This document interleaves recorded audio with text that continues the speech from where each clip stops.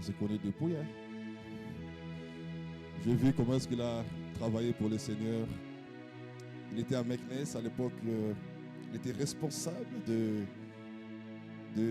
la cellule, pour ne pas dire paroisse, de Meknes à l'époque. Comme Meknes dépendait de Fès. C'est lui qui était le responsable de la paroisse, je dirais, de Meknes à l'époque. Et ça fait longtemps qu'il sert Dieu fidèlement. Actuellement, il est le responsable de la paroisse annexe de J5. Voilà. Donc, je suis convaincu que par lui, le Seigneur va énormément nous bénir ce matin. Est-ce que tu es convaincu aussi avec moi? Voilà. Quand quelqu'un vient, c'est toujours avec un message particulier. Et je sais que ce matin, le Seigneur va nous bénir. Est-ce que, alors qu'il s'approche, est-ce qu'on peut acclamer le Seigneur pour sa vie?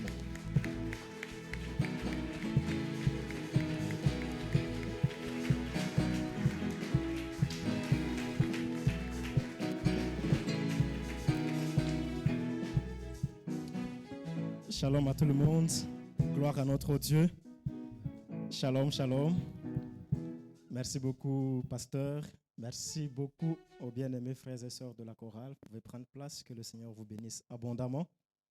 Nous allons bénir notre Dieu. Nous allons saluer sa présence. C'est une excellente grâce, une grâce exceptionnelle que nous avons chaque fois que nous nous retrouvons dans sa présence pour le louer, pour l'adorer et pour l'écouter. Père Adonai, reçois notre reconnaissance, reçois notre hommage et nos louanges dans le nom de Jésus. Nous te rendons gloire au Dieu puissant et fidèle. Béni sois-tu au Dieu vivant. Merci pour ton œuvre ce matin dans nos vies. Merci pour ta glorieuse présence, Seigneur. Tu règnes en ce lieu, Dieu de gloire, par la puissance de ton esprit. Dieu de gloire, ton peuple est béni, ô notre Dieu, de se retrouver devant ta face.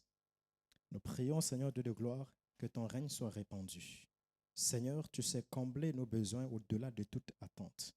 Tu sais, Dieu de gloire, nous combler avec une telle abondance, Dieu de gloire, qu'en retour, ô Dieu, nous débordions de joie, Seigneur, de nous investir pour toi. Ce matin, ô Dieu de gloire, nous prions que tu suscites dans nos cœurs, Dieu de gloire, de véritables partenaires de Dieu sur la terre. Merci de la manière dont tu vas nous parler. Père, je me remets entre tes mains et je te rends grâce. Merci de gloire de ce que tu sanctifies mon être entier, l'esprit, l'âme et le corps. Merci de ce que tu mets tes paroles dans ma bouche. Merci pour l'onction, pour le revêtement, pour l'inspiration, pour l'autorité du Saint-Esprit. Seigneur, merci de ce que nous sommes bénis de t'entendre parler ce matin. À toi l'honneur, la louange et la gloire au nom de Jésus. Amen. Alors, gloire au Seigneur. Juste me présenter un peu dans la suite de ce que le pasteur a dit. En réalité, j'aurais dit que je n'ai pas besoin de me présenter parce que on est de la maison. Je suis un ancien de Kenitra, même si j'étais plutôt à Rabat. Mais les anciens savent que Rabat et Kenitra, c'est la même chose. Mais comme il y a beaucoup de renouvellement, c'est toujours important de se présenter. Donc, je vais déjà remercier le pasteur. Merci vraiment, pasteur, pour le privilège et avec tout le conseil et la confiance aussi que vous m'avez accordé pour me donner la place aujourd'hui de partager la parole de Dieu avec les frères et sœurs. Le pasteur Papi a dit, en fait, voilà, je suis comme vous, l'un de ses enfants, parce que quand on est arrivé, en fait, il a parlé d'un côté, mais il n'a pas parlé de l'autre côté, parce que quand on était à Fès, c'était lui en particulier et le pasteur Serge, surtout, voilà, qui nous ont dirigés. C'est eux-mêmes qui nous ont installés en tant que responsables de l'église à Meknes, et c'est eux qui ont accompagné l'église jusqu'à ce qu'elle devienne aujourd'hui. Comme quoi, il y a un temps pour chaque chose et chacun a son rôle à jouer en son temps dans l'œuvre du Seigneur. Et ce qui est important pour nous, c'est de pouvoir discerner le temps où Dieu nous place et que nous soyons en mesure de jouer notre rôle et de laisser des traces en partant. Et donc, du coup, je m'en vais directement introduire l'esprit de notre message de ce matin. Nous sommes dans un pays où l'œuvre de Dieu est en train de se dérouler. J'imagine que le culte passe en ligne. Ok, d'accord. Voilà, nous sommes dans un pays où Dieu nous a amenés pour un but particulier. Et l'une des questions que j'aime souvent partager avec, en tout cas que j'aime me poser moi-même, c'est de se dire que quand on aura quitté ce pays, nous sommes venus, on a trouvé que Dieu est en train de faire une œuvre dans ce pays et nous voyons les réalités de cette mission Et moi, l'un de mes désirs, c'est de me dire que je ne veux pas quitter ce pays sans avoir laissé des traces. Et vraiment laisser des traces qui sont durables et qui permettent que quand des générations viendront par la suite, vraiment qu'ils aient des raisons de rendre grâce à Dieu parce qu'un jour, quelqu'un comme toi et moi, nous sommes passés ici au Maroc. Et quand je parle de traces, vraiment, je vais prendre des exemples très concrets. Amen. Vous voyez, là où nous sommes aujourd'hui, on est dans un temple. Et la plupart de nos temples de l'église évangélique avoisinent maintenant la centaine d'années. Et c'est des traces que les gens ont laissées parce qu'un jour, ils ont mis pied dans ce pays. Ils avaient une certaine vision de la façon dont l'œuvre de Dieu est appelée à grandir. Et ils se sont rendus compte que si nous ne prenons pas de l'anticipation dès aujourd'hui, nous pouvons venir dans ce pays, on va louer, on va adorer, on va servir notre Dieu, nous allons avoir l'onction, on va prêcher, on va faire des miracles, mais le temps viendra où nous allons partir et les générations qui arriveront après nous, ils n'auront pas où poser le pied. Ils n'auront pas où s'asseoir pour louer le Seigneur, ils n'auront pas leur place. Imaginons que si toutes les églises à l'époque étaient des églises en location. Le jour où ils sont partis, c'est que les propriétaires ont récupéré leurs bâtiments. Et le jour où toi et moi nous arrivons, soit il faut qu'on ait la ressource nécessaire pour louer où nous allons servir le Seigneur, en sachant que chaque fois où le propriétaire ne se sentira pas en terme avec nous, il va vous dire, il est temps de partir. Et ce qui va faire que l'œuvre de Dieu on s'est époumoné pour construire, pour bâtir, ne peut jamais être stable là où elle a été plantée. Et aucune œuvre de Dieu ne peut vraiment atteindre ses objectifs si elle n'a pas des racines. Alléluia. Et le thème du message que nous voulons partager ce matin, c'est ma contribution au projet de Dieu. Ma contribution au projet de Dieu. Je veux que nous puissions réfléchir de façon basique sur comment est-ce que toi et moi, nous pouvons contribuer de manière concrète au projet de Dieu. Alors, le thème en lui-même sous-entend que Dieu a un projet. N'est-ce pas? Et nous réfléchissons à la manière dont nous pouvons contribuer à ce projet. Si nous parlons de contribuer à ce projet, ça veut dire que nous avons la possibilité, n'est-ce pas, de contribuer effectivement à ce projet. Donc, ce qui veut dire qu'il est important pour nous de comprendre c'est quoi le projet de Dieu de manière claire, qu'on peut mettre sur papier comme un plan d'action. Voici le projet de Dieu, voici le plan établi par Dieu, voici les étapes, voici les ressources, voici les moyens, voici ce qu'il faut faire pour que ce projet soit réalisé.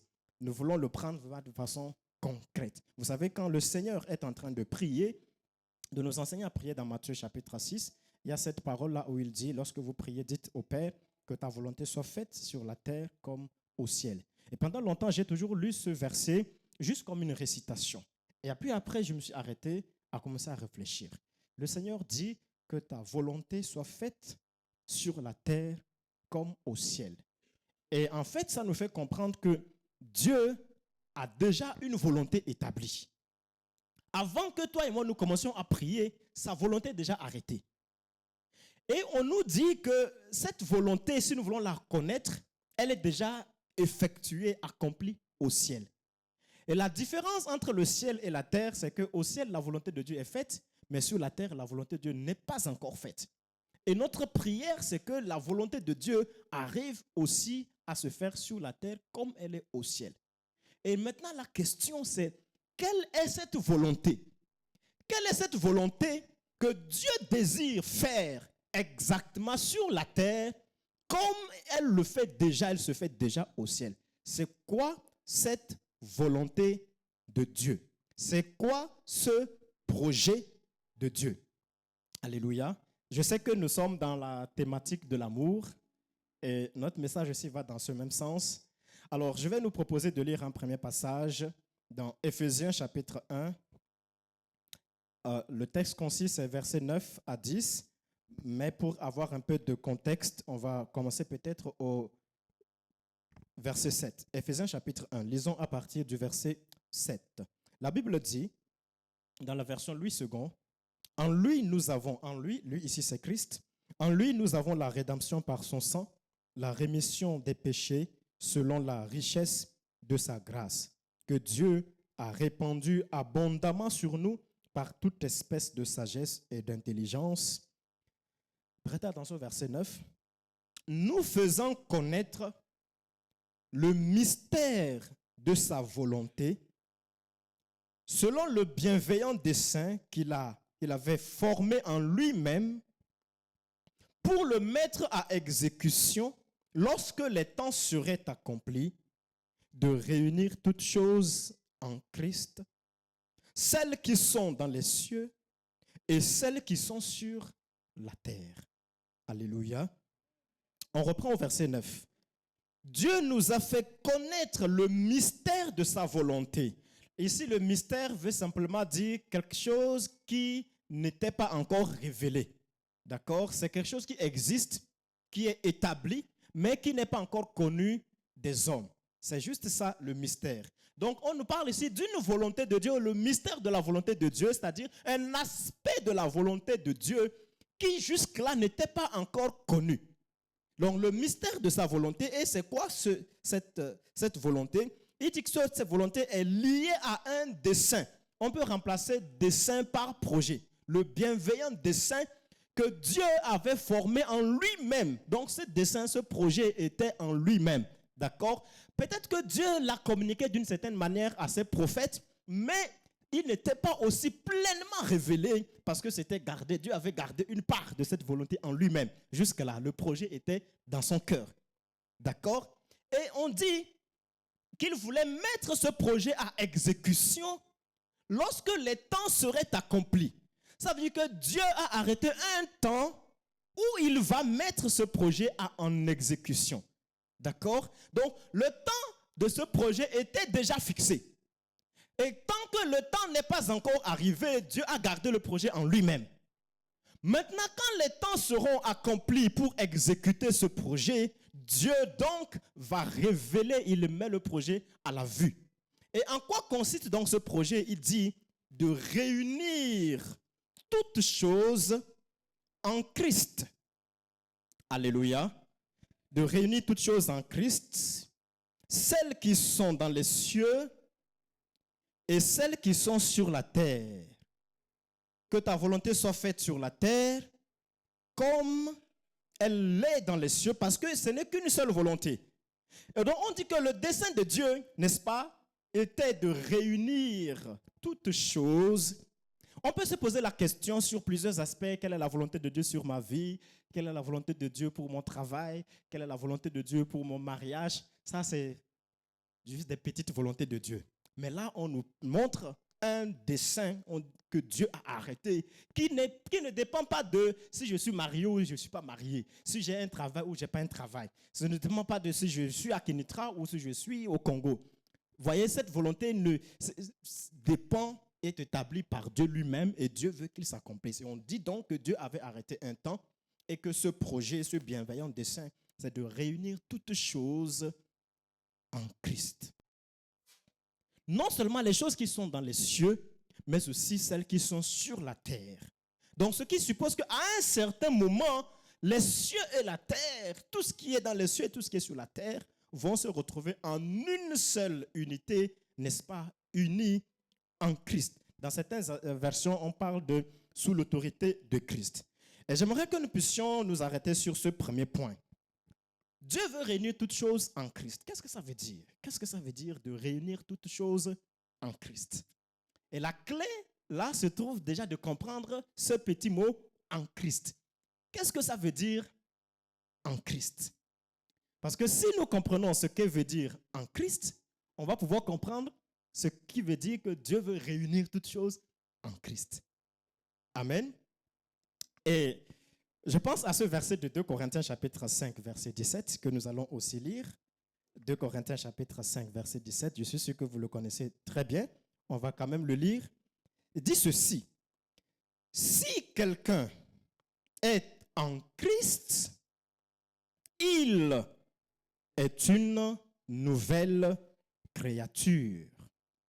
Si quelqu'un est en Christ, il est une nouvelle créature. Les choses anciennes sont passées et voici toutes choses sont devenues nouvelles.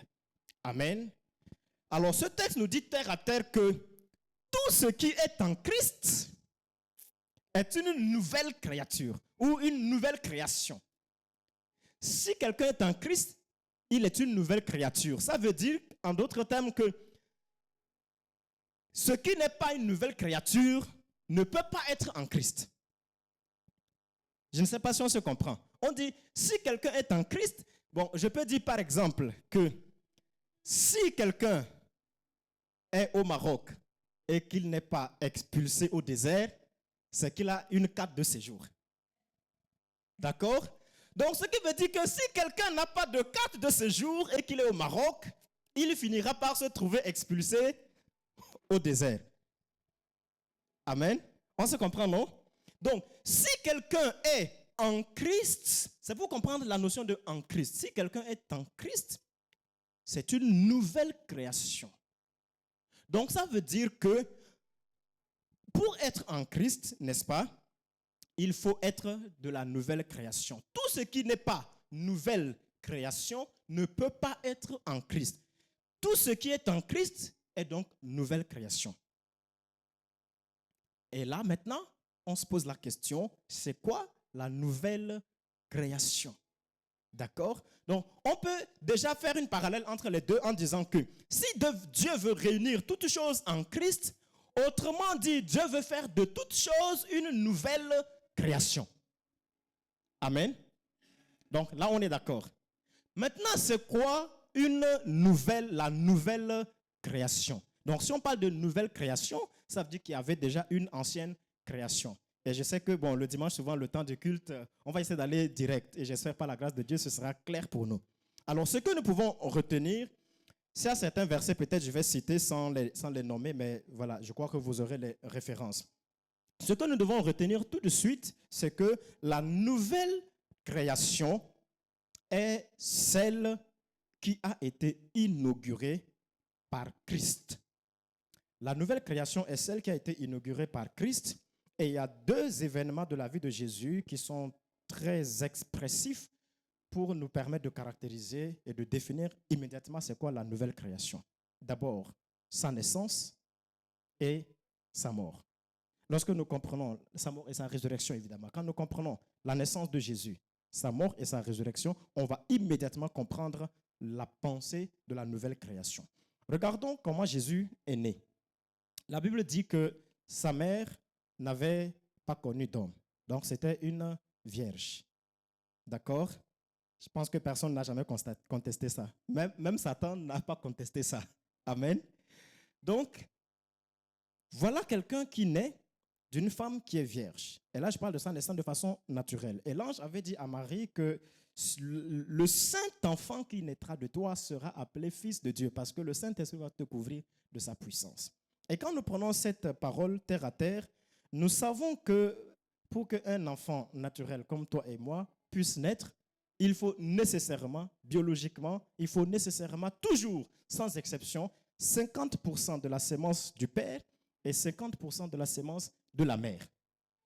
N'est-ce pas? Et que jamais, sans cela, il ne peut jamais y avoir de naissance. Alors voilà quelqu'un qui naît, tout de suite, la maman est vierge. Donc ça veut dire que 50% de la sémence du papa, c'est déjà éliminé. Donc il n'y a pas 50%, il n'y a pas le sang de Joseph en Jésus. Maintenant, est-ce que 50% de la sémence de la maman seulement peut donner naissance à un enfant? Parce que si c'était le cas, je suis sûr que toutes les vierges de la communauté ici, ils ont déjà peuplé tout le Maroc. Vrai ou faux? Vrai ou faux? Parce que si seulement une vierge avec sa seule sémence, si la femme seule avec sa sémence seulement, sans le contact de la sémence de l'homme, était capable de donner naissance à un enfant, alors là, on aurait eu les preuves parmi nous, n'est-ce pas? Il y a peut-être 50, 60, je ne sais pas, 80 sœurs ici, donc elles nous auraient déjà fait la démonstration. Donc, Ça veut dire que même si on utilisait la sémence de Marie, ça ne pouvait servir à rien. Parce que pour pouvoir exploiter la sémence de Marie, il faut la mettre en contact avec la sémence d'un homme. Mais tant qu'il n'y a pas ça, ça veut dire qu'on n'a pas la sémence de Marie même ne pourra servir à rien. Pour nous dire qu'en réalité, même la sémence de Marie n'était pas nécessaire pour engendrer Jésus. Autrement dit, Jésus n'est pas la sémence de Marie. Alléluia. Jésus n'est pas la sémence de Marie. Autrement dit, si vous faites un test ADN entre Jésus et Marie, vous allez voir qu'ils n'ont pas le même ADN. Le sang qui a coulé en Jésus, même si Jésus était dans le ventre de Marie, ce n'est pas le même sang qui coulait dans Marie. Parce que la parole l'a dit, le Saint-Esprit va déposer la sémence de Dieu en toi. Donc le ventre de Marie a été simplement comme un réceptacle où Dieu a déposé sa sémence. Alléluia. Et bien sûr, il ne faut pas faire de l'absurde. Peut-être les gens qui aiment souvent se moquer de Dieu, vous savez que Dieu n'a pas besoin de coucher avec une femme pour lui donner sa sémence. Ce n'est pas comme ça que Dieu opère. OK? Parce que dans tous les cas, le spirituel ne marche pas avec le naturel. Donc, le Saint-Esprit couvre Marie et la sémence, la puissance de Très-Haut la couvre et on dit que le Saint-Enfant qui naîtra d'elle sera appelé Fils de Dieu. Et voilà que longtemps après, et le Seigneur lui-même va expliquer dans Hébreu, n'est-ce pas? Il dit qu'avant de venir sur la terre, Christ a dit, tu n'as voulu ni sacrifice, ni offrande, ni holocauste, mais tu m'as formé un corps. Et j'ai dit, voici, je viens au Dieu pour faire ta volonté. Donc ça veut dire qu'avant de venir sur la terre, Christ était déjà au ciel. Sauf qu'au ciel, Jésus n'avait pas de corps. Et que pour venir sur la terre, il lui faut avoir un corps. Et donc Dieu a pris le ventre de Marie comme l'endroit où il a fabriqué le corps de Jésus. Alléluia. Donc voilà une personne qui naît, qui n'a aucun contact de sang avec toute la génération de l'humanité qui a toujours existé jusque-là. Parce que tous les hommes qui ont existé depuis Adam jusqu'à maintenant sont issus du même sang. C'est le même sang qui est reproduit, qui est communiqué jusqu'à aujourd'hui, jusqu'à toi et moi. Tout ce qui naît entre papa et maman, c'est toujours le même sang de Adam jusqu'à aujourd'hui. Voilà quelqu'un qui naît, qui n'a pas le contact, qui n'a aucun contact, qui ne partage rien du sang de l'humanité entière qui existait sur la terre à ce moment-là. Alléluia. Voilà quelqu'un qui n'est pas de la génération, de la descendance d'Adam. Alléluia. Voilà une nouvelle création. Voilà un autre Adam. Voilà le dernier Adam. Une autre humanité qui n'a pas de connexion avec l'humanité d'Adam qui était corrompue, sur laquelle le diable avait déjà son autorité et sa puissance. Alléluia. Le dernier Adam. Une nouvelle génération qui naît. Et maintenant, le but de Dieu, c'est de détacher tout ce qui était de l'ancienne génération humaine pour commencer à l'agréger avec la nouvelle humanité qui vient de commencer. D'accord? Donc, on voit déjà la nouvelle création, comment elle débute avec la naissance de Jésus. Maintenant, le Seigneur va mourir, n'est-ce pas? Et il va ressusciter. Et nous voyons que quand Christ meurt et qu'il ressuscite, il ne meurt pas comme tous les hommes mouraient. Alléluia. Lorsque Jésus est sur la croix, la Bible dit, avant de mourir, n'est-ce pas, on nous dit que à un certain moment, il y avait les ténèbres sur la terre pendant 3 heures. Et Jésus a poussé un cri, il a dit, mon Dieu, pourquoi m'as-tu abandonné? Pourquoi m'as-tu abandonné? Et quelque temps après, on dit que Jésus a encore poussé un autre grand cri. Et ensuite, il est mort. Et quand nous voyons dans l'évangile de Marc, l'autre grand cri qu'il a crié, il a dit, Père, entre tes mains, je remets mon esprit. Donc, on voit que Jésus, d'un moment, avant de mourir, il dit, mon Dieu, pourquoi m'as-tu abandonné? Là, il montre clairement qu'il y a une séparation avec Dieu, entre Jésus sur la croix et Dieu au ciel. Et ça se matérialise avec les ténèbres qui viennent sur toute la terre. Mais juste avant de mourir, et pourquoi cela s'est passé? Parce que la Bible dit qu'il a été fait péché, il a pris le péché de l'humanité tout entière sur lui. D'accord? C'est d'ailleurs pour ça même, pour revenir un peu à ce que je viens de dire, de la manière dont Jésus est né sans contact avec le sang de Marie et Joseph, c'est ce que la Bible dit dans 2 Corinthiens 5, verset 21, en disant qu'il n'a pas connu de péché. C'est-à-dire qu'il est né homme, mais en lui, il n'y a pas l'héritage du péché. Lui qui n'a point connu de péché, Dieu l'a fait devenir péché. 2 Corinthiens 5, 21. Lui qui n'a point connu de péché, Dieu l'a fait devenir péché pour nous, afin qu'en lui nous soyons justice de Dieu. Donc dès lors qu'il est devenu péché, séparation avec le Père, la mort spirituelle. Mais avant de mourir physiquement, il dit Père. Entre tes mains, je remets mon esprit. Quand il dit Père, ce n'est pas pour rien qu'il dit Père. Il n'a pas dit encore mon Dieu, reçois mon esprit. Il dit Père. Quand il dit Père, ça veut dire qu'il est à nouveau dans une communion de père à fils. Alléluia. Ça veut dire que la communion, Dieu qu'il avait abandonné avant, ça veut dire que maintenant il y a rétablissement de la communion. Voilà pourquoi il est devenu à nouveau Père. Ce qui veut dire que Jésus qui est en train de mourir sur la croix, ce n'est plus un Jésus qui meurt avec la condamnation des péchés. Il a déjà fini de payer la condamnation du péché avant de mourir physiquement. Il a tout accompli avant de mourir physiquement. Alléluia. Parce que si Jésus était mort étant toujours péché, bah là c'est fini. Parce que tous ceux qui meurent dans le péché, il n'y a plus d'issue, n'est-ce pas? N'est-ce pas?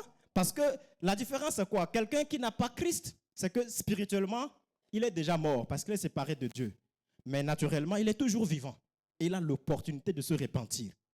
Mais s'il vient à mourir aussi naturellement, vu qu'il était déjà mort spirituellement, il n'y a plus de salut. Vous voyez? Donc, si Jésus était encore séparé de Dieu, au moment où il meurt physiquement, c'est comme quelqu'un qui est déjà mort spirituellement et qui vient aussi de mourir physiquement. Il n'y a plus de... Donc, ce n'était pas possible que Jésus puisse mourir étant péché. Donc, il descend. C'est quelqu'un maintenant qui descend dans la mort contre laquelle ni le péché, ni la mort ne pouvaient avoir aucun pouvoir, aucune autorité. Alléluia. Voilà pourquoi Jésus qui descend dans le séjour des morts, ce n'est pas un Jésus qui descend. Et d'ailleurs, vous allez voir la façon dont le Seigneur meurt.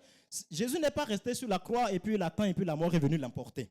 C'est que c'est lui-même, quand il a tout accompli, maintenant il a décidé, il est temps, Père, reçois mon esprit. Vous voyez? Ce n'est pas la mort qui a emporté Jésus. C'est lui-même qui a décidé, bon maintenant c'est bon, j'ai tout accompli, alors je peux continuer la mission qui est au-delà, n'est-ce pas, de la croix. Vous voyez? Donc, Jésus qui meurt, en fait, il va en mission.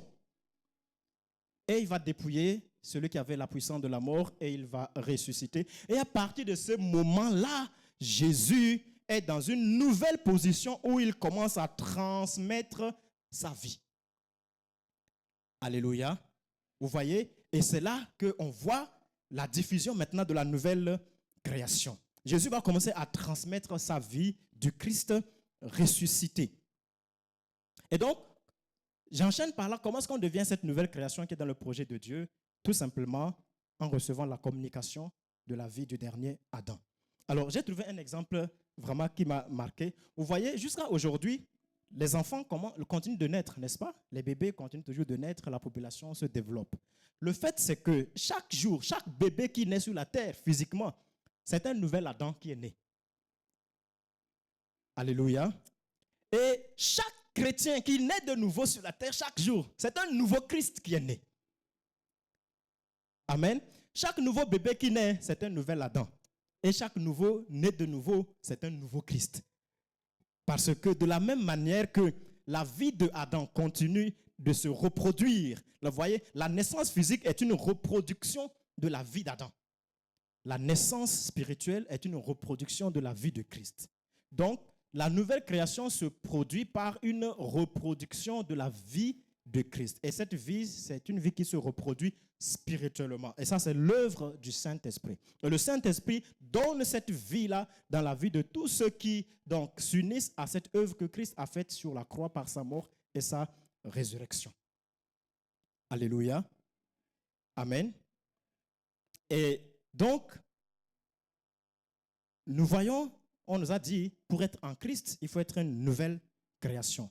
Et là, nous avons expliqué ce que c'est que la nouvelle création. C'est celle que Christ a inaugurée, n'est-ce pas, par sa naissance et sa mort. Et donc, cette nouvelle création, c'est tous ceux donc qui reçoivent la vie de Christ ressuscité. Et on nous dit, retenons que notre message, c'est que Dieu a un projet, c'est de réunir toutes choses en Christ. Et donc, puisque le but de Dieu, c'est de réunir toutes choses en Christ, et que pour le faire, il le fait par une nouvelle création, et donc nous voyons que pour arriver à son objectif ultime, qui est de réunir toutes choses en Christ, donc Dieu va commencer quelque part. Il va commencer quelque part, et il va mettre, sinon il va créer, ou il va faire émerger ce qu'il a appelé le corps de Christ. Alléluia. Tous ceux qui viennent dans la nouvelle création, qui reçoivent la vie de Christ, Dieu va commencer à les mettre à part. Il les met dans un corps qu'il a appelé le corps de Christ. Dieu a commencé par là. Le corps de Christ, ce n'est que le début du projet de Dieu. Mais le but ultime, c'est de faire en sorte que tout ce qui est sur la terre et dans les cieux finisse par être sous l'autorité et le règne de Christ. Donc là, nous sommes à l'étape où Dieu a mis en place ce qu'il a appelé le corps de Christ. Et aujourd'hui, Dieu continue à travailler pour son projet en continuant de faire former, développer, grandir le corps de Christ. Alléluia. Nous sommes maintenant, disons, à l'étape du projet où Dieu est en train de chercher les moyens chaque jour de faire grandir encore et encore, encore et encore, grandir ce qu'il a appelé le corps de Christ. Alléluia. C'est quoi le corps de Christ? C'est nous, n'est-ce pas? C'est l'Église, c'est toi et moi. Alléluia. Et donc, et Dieu a son projet continu. Voilà, on va s'arrêter là sur l'aspect de l'évolution du projet de Dieu, mais là où nous voulons arriver, c'est de nous situer ce que l'œuvre que Dieu est en train de faire. Et où est-ce qu'il est? Et en quoi nous avons une contribution à ce projet de Dieu. Aujourd'hui, Dieu donc est en train de continuer la formation du corps de Christ. Et donc, qu'est-ce qu'il fait? Il va chercher tous ceux qui étaient de l'ancienne génération, de l'ancienne humanité, de l'ancien Adam, il les amène dans la vie nouvelle. Alléluia. En leur communiquant sa propre vie. De telle sorte que c'est comme quand on a greffé un arbre. Vous voyez ce qui est magnifique avec les arbres quand on greffe, c'est que en général, quand on greffe un arbre, ça veut dire qu'on coupe un arbre ailleurs et on vient rattacher à une tige ou peut-être à une partie de la branche. Et en général, l'ancienne branche qui est restée va continuer de mourir et la nouvelle branche qu'on a mise en place va continuer de prendre vie jusqu'à ce que l'ancienne branche sera totalement morte et disparue, n'est-ce pas? Et c'est la nouvelle qui va exister. Alléluia. C'est de la même manière la vie de Dieu. Aujourd'hui, il accomplit dans notre esprit, mais c'est une œuvre qui va finir par régénérer notre être tout entier, y compris le corps. Et donc, en attendant cela, Dieu est à l'étape où il est en train de continuer à constituer, développer, arracher des gens pour les amener à constituer, à former donc le corps de Christ. Aujourd'hui, nous sommes donc à l'étape où le Seigneur est en train de conduire, constituer, former et faire grandir son Église. Voilà le projet de Dieu aujourd'hui. Alléluia. Voilà où Dieu en est. Maintenant, quand Dieu est dans ce projet-là, comment est-ce que Dieu y travaille? Avec quoi il travaille? Alléluia. Comment est-ce que Dieu y travaille? Peut-être que vous allez me dire que par l'évangélisation, ce qui est tout à fait vrai, par la prédication, ainsi de suite, ce qui est tout à fait vrai.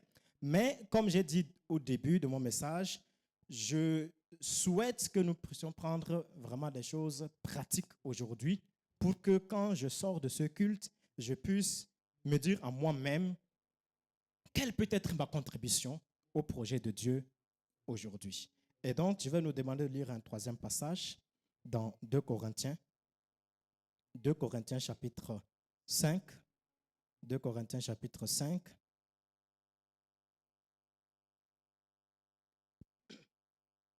À partir du verset 14. 2 Corinthiens chapitre 5 à partir du verset 14. Il dit ceci. Et c'est là qu'on voit le lien aussi avec la thématique du trimestre, n'est-ce pas?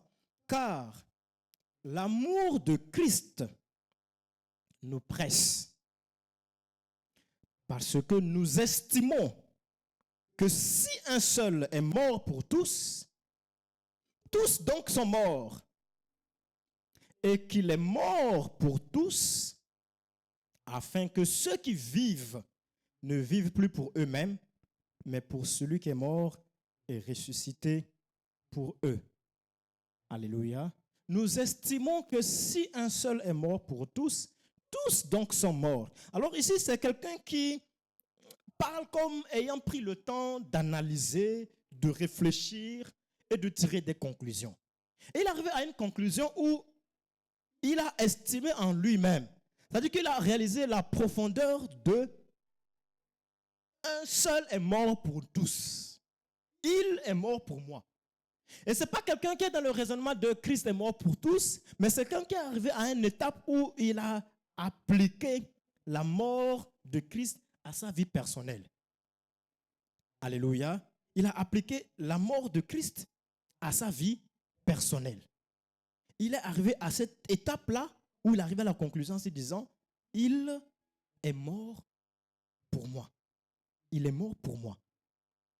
Et c'est quelque chose, en fait, qu'il a tellement travaillé, c'est-à-dire que c'est quelqu'un qui a appliqué l'œuvre de la croix à sa vie personnelle, à sa réalité personnelle, et qui est arrivé à cette conclusion que si Christ est mort pour moi, si un seul est mort pour tous, la seule chose que nous pouvons faire en retour pour que, entre griffes, qu'il ne soit pas mort en vain, sachant que Christ ne mourra jamais en vain, mais pour que nous puissions comprendre, la seule chose que nous pouvons faire pour tous, pour lui qui est mort pour nous, c'est qu'à notre tour, nous puissions maintenant vivre, non plus pour nous-mêmes, mais pour celui qui est mort et ressuscité pour eux. Celui qui est mort et ressuscité pour nous. Et donc là, ici, nous voyons que c'est une décision de cœur, une décision personnelle, consciente, une sorte d'engagement de vie où la personne est arrivée à la conclusion que je veux vivre pour lui.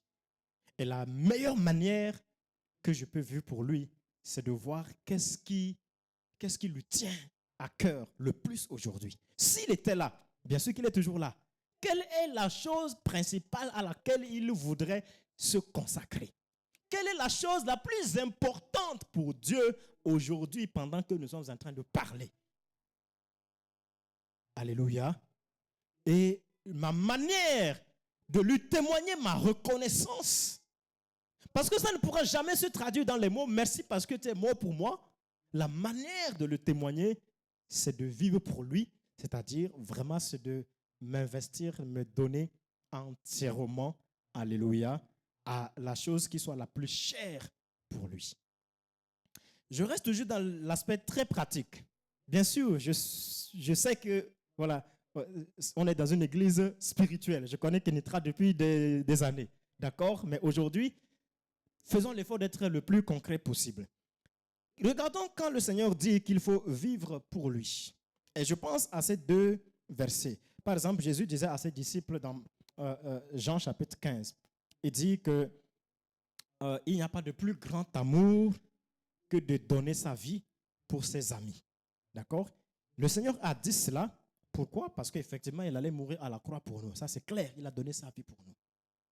Et un deuxième verset dans 1 Jean chapitre 3, verset 16, Ce verset il est très facile à retenir parce qu'on connaît très bien Jean 3,16. D'accord? On connaît tellement Jean 3,16 que même dans le sommeil, on peut le ressusciter, on peut le réciter. Car Dieu a tant aimé le monde qu'il a donné son Fils unique, ainsi de suite. Donc maintenant, vous prenez Jean 3,16, vous mettez 1 devant. Ça fait 1 Jean 3,16. 1 Jean 3,16 dit, est-ce qu'on peut l'afficher? Nous avons connu l'amour en ce qu'il a donné sa vie pour nous. Nous aussi, nous devons donner notre vie pour les frères. Alléluia. Nous avons connu, Dieu a tant aimé, Jean 3,16, Dieu a tant aimé le monde qu'il a donné son Fils unique. 1 Jean 3,16, nous avons connu son amour puisqu'il a donné sa vie pour nous. Donc, nous maintenant, en retour, nous devons à notre tour donner notre vie pour les frères. Bien sûr, quand il est en train de dire cela, il ne nous demande pas d'aller mourir sur la croix pour les frères, puisque les frères n'ont pas besoin de notre mort à la croix. Ça ne va leur servir à rien. Alléluia. Mais on peut le prendre vraiment littéral. Supposons que, voilà, tu as maintenant 25-30 ans. Peut-être Dieu t'a réservé 85-90 ans. D'accord? Sache que chaque minute qui passe, quand tu donnes une minute de ton temps à quelque chose, c'est une partie de ta vie que tu donnes à la chose. Par exemple, lorsque tu vas prendre 1 heure pour aller t'asseoir avec un frère ou une sœur et vous allez papoter sur l'église ou sur un frère de la chorale, sur tout ce qui ne va pas, c'est-à-dire qu'à la fin, quand tu te seras levé, dis-toi que là, tu viens de brûler 1 heure de ta vie pour cette chose.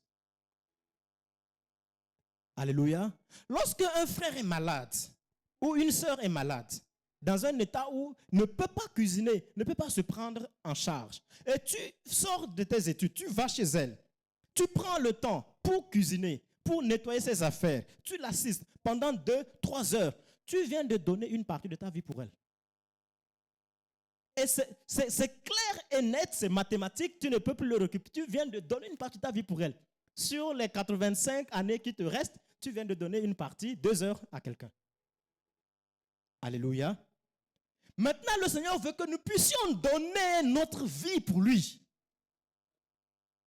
Alléluia. Il veut que nous puissions donner notre vie pour lui.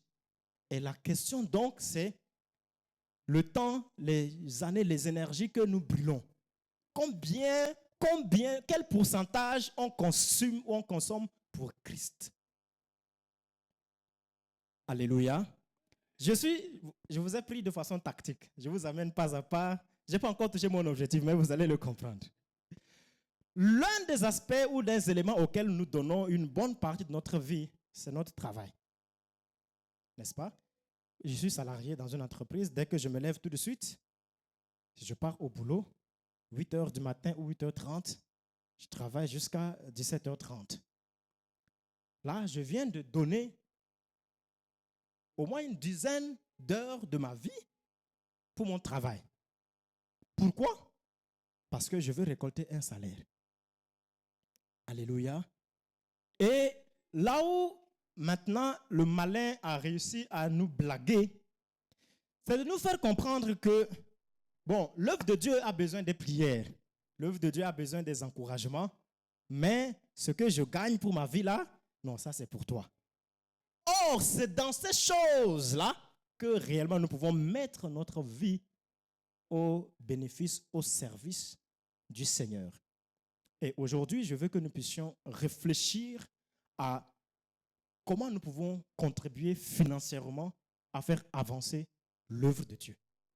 Alléluia. Dès lors que nous avons compris l'œuvre de Dieu, c'est-à-dire que tout ce que je peux faire, si j'ai compris que le but de Dieu aujourd'hui, c'est de former le corps de Christ, tout ce que je peux faire d'une manière ou d'une autre, peu importe ma position, pour contribuer, ne serait-ce que d'un petit centimètre à l'avancement de ce projet-là, il faut toujours le faire. Tout ce que je peux faire, et ce n'est pas que dans les choses spirituelles seulement. Alléluia.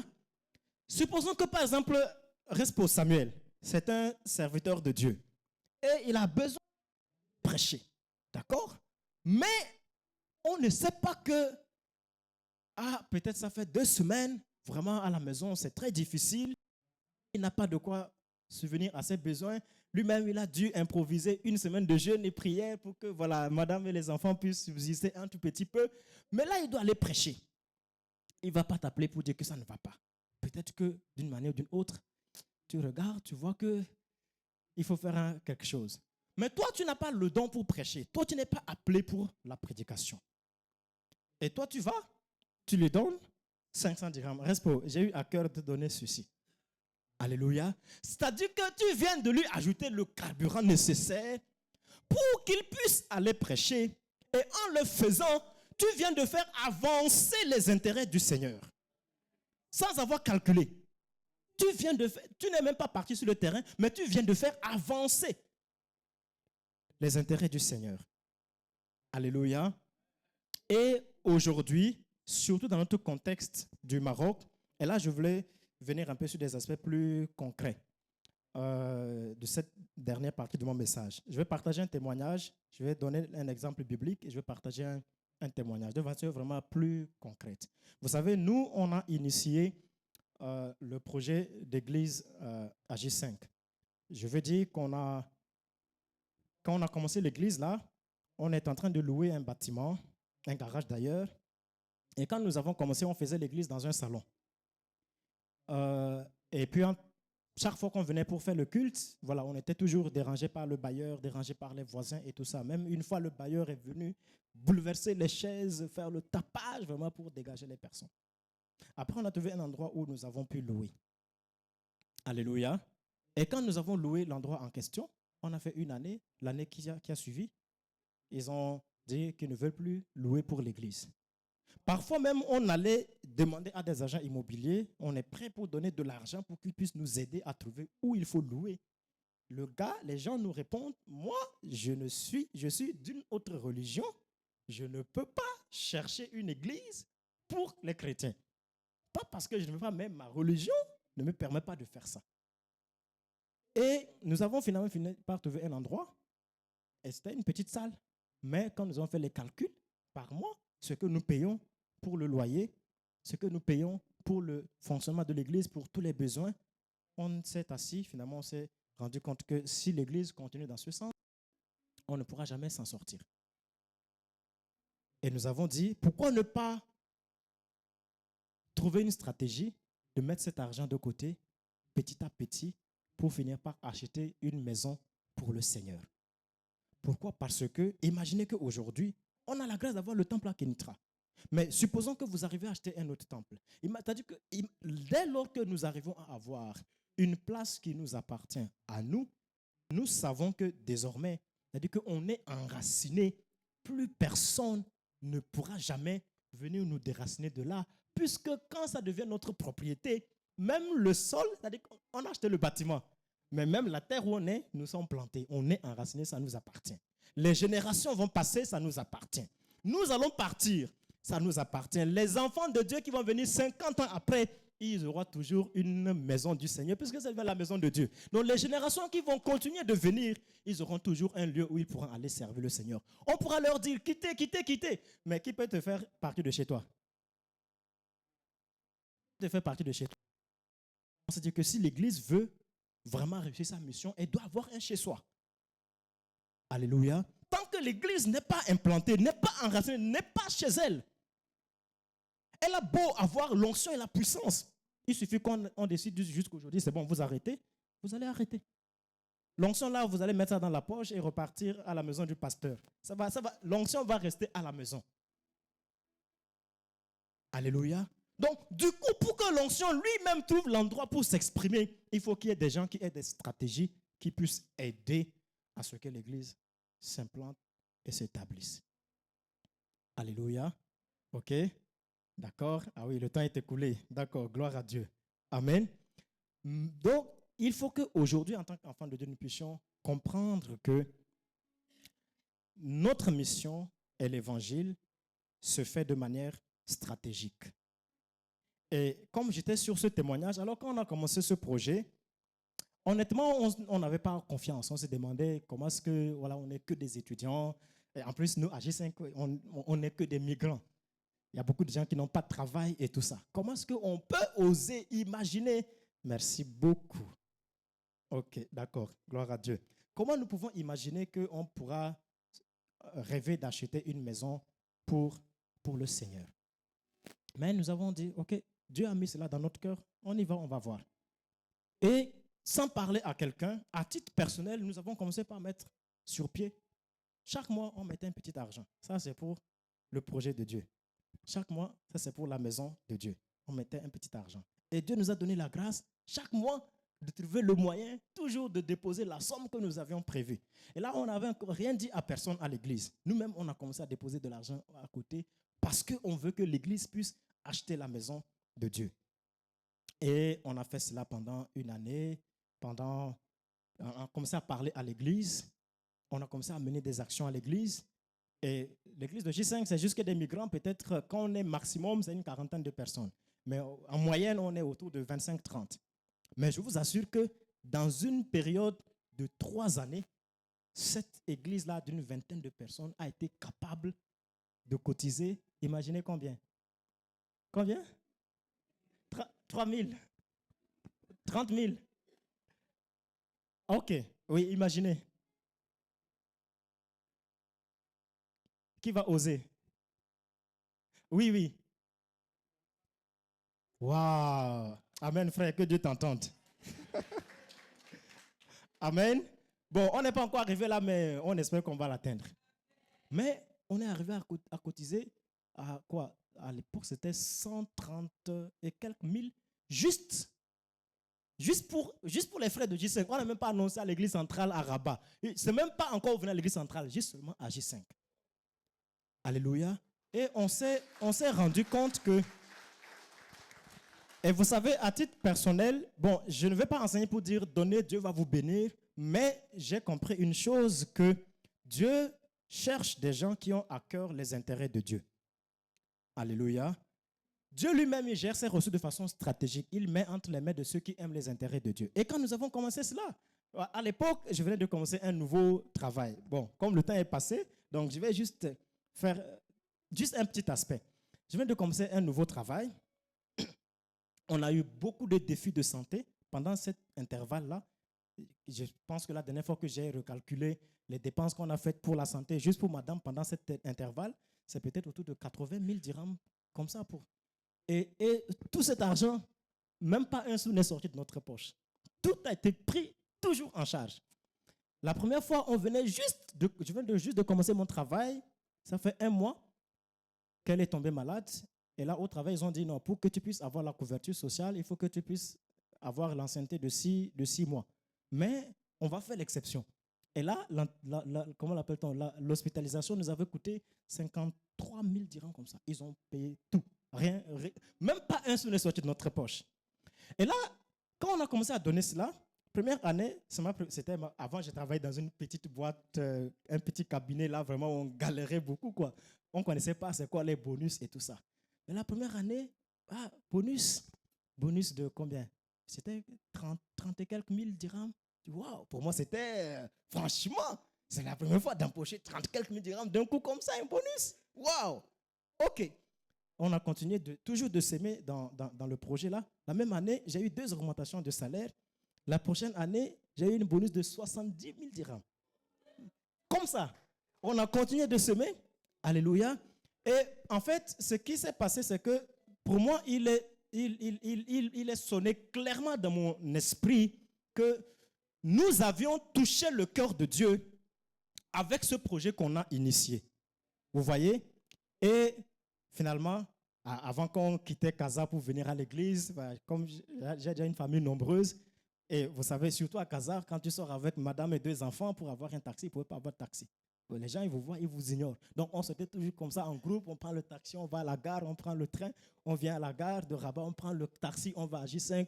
Donc, c'était toujours, Dieu a dit non, vous souffrez trop. Il nous a donné un petit moyen de déplacement. Là, maintenant, on est tranquille. Vous voyez? Et donc là, comme j'ai dit que je vais terminer, là, il y a deux choses que je ne vais pas dire, mais on avait même un projet d'acheter une maison. Nous, on s'est dit, on va acheter une maison, on va acheter un appartement, on est fatigué de louer. On va acheter un appartement. Et je vous assure, tout cela, dans l'intervalle là, de 3 ans, on a acheté. Et donc, du coup, nous avons compris que véritablement, soutenir ou investir pour l'œuvre de Dieu, c'est vraiment une façon de toucher le cœur de Dieu. Alléluia. Maintenant, j'aimerais que tu réfléchisses. Prends le temps de réfléchir. Je ne dis pas seulement viens donner 5 000 au prédicateur, mais prends le temps de réfléchir et cherche que Dieu te parle. Essaie de voir comment est-ce que toi, tu peux être un contributeur spécial qui fasse avancer l'œuvre du Seigneur. Mais ne reste pas oisif. Nous avons prié, Dieu nous a mis à cœur que c'est ce qu'il veut, on s'est engagé, on a vu vraiment Dieu nous accompagner. Peut-être que toi, Dieu va t'orienter vers d'autres choses.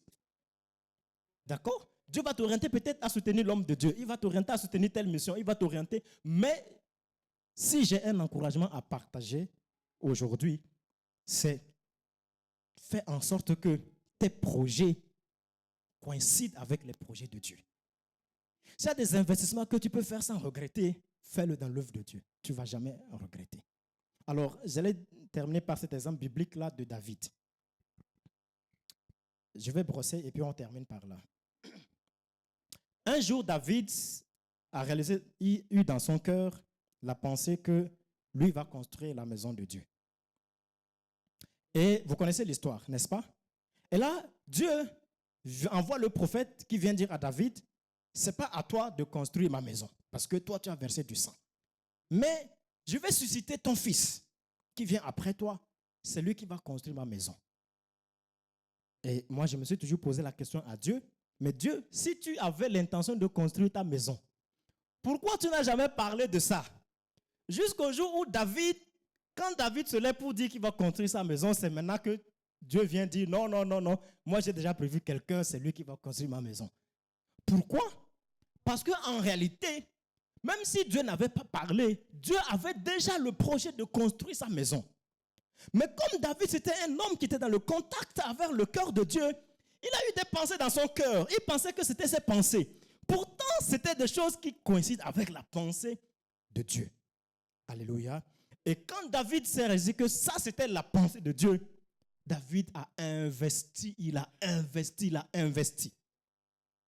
Pourquoi? Parce qu'il s'est dit, même si je ne vais pas construire, mais je vais faire en sorte que, quand cette maison sera construite, qu'on ne puisse pas, Dieu ne peut, c'est-à-dire que ma contribution soit là-dedans, même si je ne vais pas construire matériellement. Et voyez ce que David a investi dans ce projet, dans 1 Chronique 29. 1 Chronique 29, regardons ce que David dit, verset 1. Le roi David dit à toute l'assemblée de Dieu, à toute l'assemblée, mon fils Salomon, le seul que Dieu ait choisi, est jeune et d'un âge faible. Et l'ouvrage est considérable, car ce palais n'est pas pour un homme, mais il est pour l'Éternel Dieu. J'ai mis toutes mes forces à préparer pour la maison de mon Dieu de l'or pour ce qui doit être d'or, de l'argent pour ce qui doit être d'argent, de l'airain pour ce qui doit être d'airain, de fer pour ce qui doit être de fer, et du bois pour ce qui doit être de bois, des pierres d'onyx et des pierres à enchâsser, des pierres brillantes et de diverses couleurs, toutes sortes de pierres précieuses et du marbre blanc en quantité. De plus, dans mon attachement pour la maison de mon Dieu, je donne à la maison de mon Dieu l'or et l'argent que je possède en personne, outre ce que j'ai préparé pour la maison du sanctuaire. 3000 talents d'or d'Ophir et 7000 talents d'argent épuré pour en revêtir les parois des bâtiments. L'or pour ce qui doit être d'or et l'argent pour ce qui doit être d'argent et pour tous les travaux qu'exécuteront les ouvriers. Et il finit en disant, qui veut encore présenter des offrandes volontaires aujourd'hui à l'Éternel? Alléluia. Qui veut encore? Cet esprit est parlant parce que quand David va décrire le temple, il finit par dire que c'est Dieu lui-même qui lui a révélé le modèle du temple par un écrit de sa main. Ce n'était pas le modèle juste du tabernacle que Dieu avait donné à Moïse. Et quand vous lisez la construction du temple, vous allez voir que c'est Dieu qui a indiqué là où il fallait construire le temple. C'est lui qui a choisi qui devrait construire, c'est-à-dire Salomon, c'est lui qui a donné les détails Et David s'est dit, non, ça c'est le projet de Dieu. Je mets tout ce que je peux là-dedans. Alléluia. Donc, non seulement qu'il avait déjà préparé le budget spécialement pour ça, mais lui-même, avec son héritage, sa richesse personnelle, une fois qu'il a donné l'héritage à ses enfants, ce qui lui revient à titre personnel, il a ajouté. Pourquoi? Parce qu'il s'est rendu compte que c'était la manière pour lui de faire avancer. C'était lui sa contribution au projet de Dieu. Alléluia.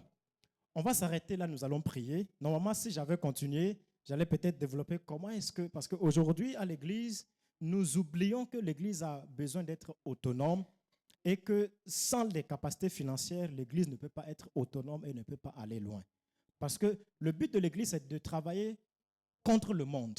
Et n'attendons pas que le monde va donner à l'église les moyens de travailler contre le monde. Vous voyez, si l'église veut vraiment travailler contre le monde, il faut qu'elle soit solide sur ses moyens et que le monde ne vienne pas juste lui couper les vivres parce que tu déranges trop. Vous voyez? Et donc, du coup, il faut que ceux qui veulent faire avancer le projet de Dieu aient des stratégies. Et nous allons voir comment est-ce que Dieu lui-même nous enseigne des stratégies, comment est-ce qu'il met sa richesse à notre disposition et comment est-ce que nous pouvons entrer dans, je vais dire, dans l'alliance de prospérité de Dieu tant que nous mettons ses intérêts en avant. Alléluia. On va se lever donc, nous allons prier. Nous allons simplement prier. Et juste pour un seul point, nous avons vu que Dieu a un projet. Et son projet, c'est de réunir toutes choses en Christ. Les choses qui sont dans les cieux et celles qui sont sur la terre. Dieu a arrêté un temps où il va manifester cela. Et il a déjà commencé. Et il a commencé par la nouvelle création. En fait, c'est ça son but. Réunir toutes choses en Christ, c'est vraiment de faire toute nouvelle création. Et maintenant, Dieu a débuté ce projet par la mise en place de ce qu'il appelait le corps de Christ. Aujourd'hui, Dieu est en train de travailler dans son projet en cherchant à développer le corps de Christ. Il a donné les ressources spirituelles et tout ce qu'il y a. Mais Dieu veut que nous puissions avoir une vision stratégique, que nous puissions être des personnes qui ajoutent un impact à l'avancement des intérêts de Dieu. En particulier pour nous dans le contexte où nous sommes, où l'Église a vraiment besoin, alléluia, d'être suffisamment équipée, suffisamment ressourcée, avoir suffisamment de ressources pour être en mesure d'atteindre ses objectifs. Alléluia. Et nous voyons qu'il y a des choses vraiment qui tiennent au cœur de Dieu.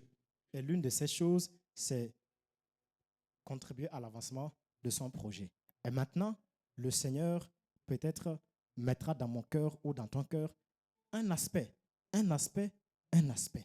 Mais regardons aujourd'hui et on va seulement prier, parler au Seigneur. Seigneur, aujourd'hui, je veux contribuer à ton œuvre. Je chante déjà à l'église, c'est bien.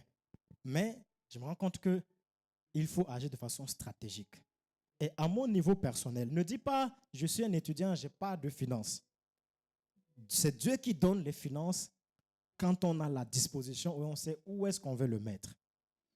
C'est Dieu qui ouvre les relations quand il sait que ces relations vont être utilisées pour faire avancer ses intérêts. La question stratégique, c'est de quelle manière je fais avancer les intérêts du royaume. Et donc nous allons prier afin que le Seigneur puisse ouvrir nos yeux pour que nous puissions discerner à notre lieu particulier, à notre place particulière, comment est-ce que nous pouvons faire avancer les intérêts du royaume. Et si le fait de faire avancer les intérêts du royaume nous demande d'avoir des ressources, c'est comme ça qu'on s'est rendu compte qu'à J5, si nous voulons faire avancer l'œuvre de Dieu, il faut qu'on sorte de la location. Même si ça va nous prendre 2, 3 ans, 5 ans pour acheter, il faut qu'on sorte de la location. Et comme c'est un projet qui tient à cœur à Dieu, donc nous sommes convaincus que Dieu donnera les ressources. Alléluia. Tout est question de quelle vision nous avons pour son œuvre ici à Kenitra. Et Dieu est capable de susciter ce dont le cœur est à lui pour l'avancement. Donc on va simplement prier pour que le Seigneur puisse nous ouvrir les yeux. Afin qu'à partir de maintenant, nous puissions être des gens qui soient en mesure de contribuer de façon stratégique pour l'avancement de l'œuvre des intérêts du royaume ici à Kénétra, ici au Maroc. Élevons la voix, nous allons prier le Seigneur. Père notre Dieu, nous te rendons grâce. Et nous bénissons ton nom, Seigneur Dieu de gloire, pour ta parole qui vient pour nous encourager. Seigneur, afin que nous puissions prendre conscience, ô Dieu de gloire, que ton œuvre a besoin des gens qui soient prêts à donner leur vie. Oui, Seigneur Dieu de grâce, des gens qui soient prêts à donner leur vie, à donner de leurs ressources, à donner de leurs moyens, en particulier donner de leurs moyens financiers, Seigneur, afin que l'Église ne dépende pas du monde, ne dépende pas, Seigneur Dieu de gloire, des païens, mais, Seigneur de gloire, qu'elle tire son autonomie, sa capacité en elle-même, Seigneur Dieu de gloire. Et nous savons, Père, que nous sommes les ressources, nous sommes, Dieu de gloire, les partenaires stratégiques avec lesquels tu veux faire avancer ton œuvre. Et je prie, Père, dans le nom de Jésus, afin que tu réveilles dans le cœur, Seigneur de gloire, des serviteurs et des servantes, tes enfants ici présents, Dieu de gloire, un fardeau particulier, Seigneur notre Dieu de gloire. Oui, un fardeau particulier, Seigneur éternel, des gens qui veulent, tes armées, faire avancer l'œuvre de Dieu et qui sont prêts à donner les moyens nécessaires. Des gens qui sont prêts, Dieu de gloire, à chercher les moyens nécessaires pour faire avancer ton œuvre. Seigneur, je prie que tu suscites cette vie, cette disposition de cœur, dans le nom de Jésus. Afin que cette église, Seigneur Dieu de gloire, puisse attirer des armées des finances vers toi. Seigneur, suscite des dispositions de cœur qui permettent que l'église attire des finances, car tu cherches les gens dont le cœur est disposé. Les gens qui sont prêts, disposés à investir pour ton œuvre. Tu dis dans ta parole que tu promènes tes regards par toute la terre. Tu cherches un homme, un seul, dont le cœur est tout entier à toi, afin que tu puisses le soutenir. Seigneur, que tu puisses soutenir ainsi ces personnes, Dieu de gloire, ici dans cette maison, dont le cœur désire investir dans ton œuvre. Peut-être qu'ils n'ont pas encore entre leurs mains les ressources nécessaires, mais tu donnes, Dieu de gloire, la semence au semeur. Et je prie véritablement, Dieu de gloire, que tu réveilles des cœurs ici qui prennent à cœur, Seigneur Dieu de gloire, oui, de soutenir la mission, de soutenir les serviteurs, de soutenir l'œuvre, de contribuer à leur manière, mais de manière concrète, Seigneur, à l'avancement de tes intérêts, afin que la gloire te revienne. Nous te rendons grâce et honneur et nous bénissons ton nom au nom de Jésus. Amen. Amen. Que le Seigneur vous bénisse abondamment. Ok, laisse la parole, pasteur. Ah oui, gloire à Dieu. Est-ce qu'on peut le faire encore de la bonne manière? Est-ce qu'on peut acclamer le Seigneur? Waouh! Merci. C'était tellement profond. Merci. Que le Seigneur, que ton Dieu puisse te bénir. C'est juste pour nous dire que le Seigneur est fidèle et il sait comment soutenir son œuvre. Et Dieu veut qu'on soit aussi ceux qui contribuent pour son œuvre, pour que son œuvre avance. Nous avons 5 projets ici, à Kénétra. Je crois 4 ou 5. Nous avons le projet de mettre des climatiseurs. Nous avons le projet de mettre de la peinture et d'arranger l'intérieur de la salle. Nous avons le projet aussi de mettre la peinture à l'extérieur pour rendre notre temple beaucoup plus présentable. Nous avons le projet d'arranger aussi la cour de l'église. Vous avez vu la cour de l'extérieur. Il y a un projet pour ça. Nous avons un projet aussi pour faire une nouvelle toilette. On n'a qu'une seule toilette. Le but, c'est d'en avoir 2. Et ce sont des projets qui traînent. On a reçu des devis qui sont là pour ce projet. Dieu merci, vous avez contribué. Que Dieu soit loué par rapport aux climatiseurs. Nous avons reçu à peu près 16 000 dirhams. Est-ce qu'on peut acclamer le Seigneur pour ça? Voilà ce que nous avons contribué déjà. Cela nous permet évidemment de commencer à faire quelque chose déjà. Avec les 16 000 dirhams, on peut avoir un climatiseur. Et nous l'aurons, je pense, Dieu voulant, la semaine prochaine. Mais il nous faut 2 climatiseurs. Donc avec les 16 000 dirhams, il nous restera, je pense, 3 000, parce que le climatiseur, c'est à 13 000, il me semble. il nous restera 3 000 ou 4 000 qu'on pourra encore garder. Et on a besoin de continuer à contribuer pour en avoir 2. Donc, si vous sentez au fond de votre cœur que vous pouvez faire encore quelque chose, n'hésitez pas. Le Seigneur va vous bénir. Si vous sentez aussi que vous pouvez faire quelque chose par rapport au projet que nous avons, parce que nous avons déjà reçu le devis pour aussi la peinture intérieure, n'hésitez pas. Si vous sentez aussi que vous pouvez contribuer pour l'extérieur, la peinture du temple aussi, n'hésitez pas. Et même pour la cour de l'église et aussi pour la toilette. Faites selon la conviction que Dieu va déposer dans le cœur de chacun. La Bible dit que celui qui se donnera avec joie, avec amour, c'est celui-là qui recevra la bénédiction de Dieu. Que le Seigneur puisse nous bénir. Merci pour le message et merci pour ce que nous avons fait déjà. Que Dieu soit loué.